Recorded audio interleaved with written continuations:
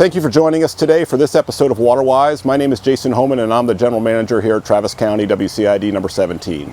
Today we're lucky enough to spend a little bit of time at a local business. We're here at OG Agave. This is Matthew Shreves. Howdy. Matthew and his wife Mary Caroline run this local business, and today we're going to learn a little bit more about drought-tolerant vegetation. We're also going to learn that drought-tolerant doesn't mean that it can't be beautiful. As you all know, we're continuing to experience a serious drought here in the Highland Lakes. And so being considerate of how we use our water has got to be foremost on all of our minds. Today, Matthew's going to spend a little bit of time teaching us a little bit more about drought-tolerant plants, and we're really excited to see what he can offer.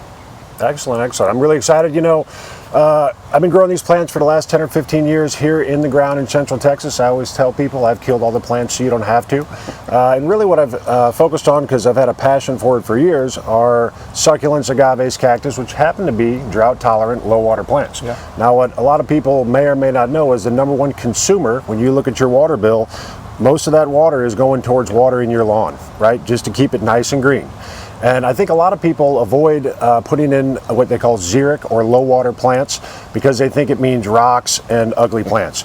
The reality is you can have an absolutely stunning yard full of beautiful blooms from spring till first frost. And they don't even necessarily have to be cactus or agaves. Native and native adapted plants, Jason, are fantastic, low water.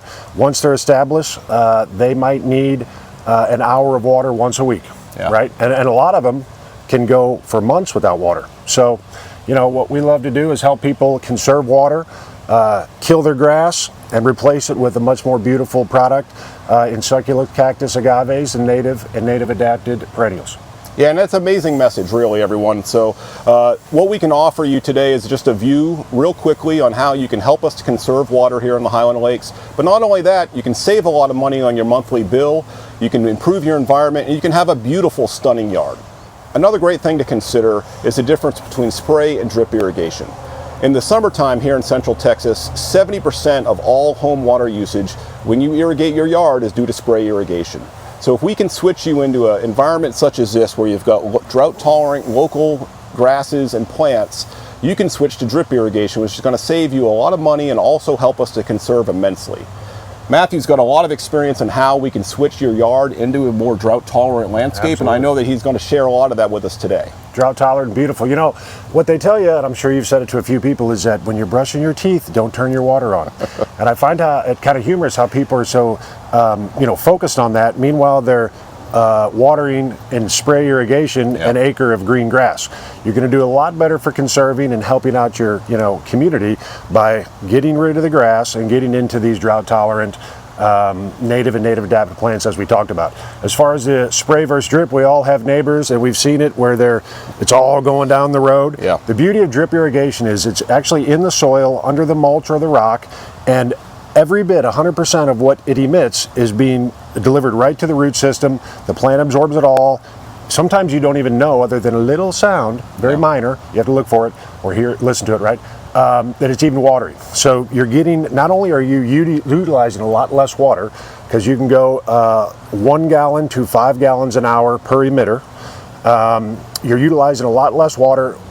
A much higher percentage of it is actually being utilized by the plant. So it's like a double whammy, right? Yeah.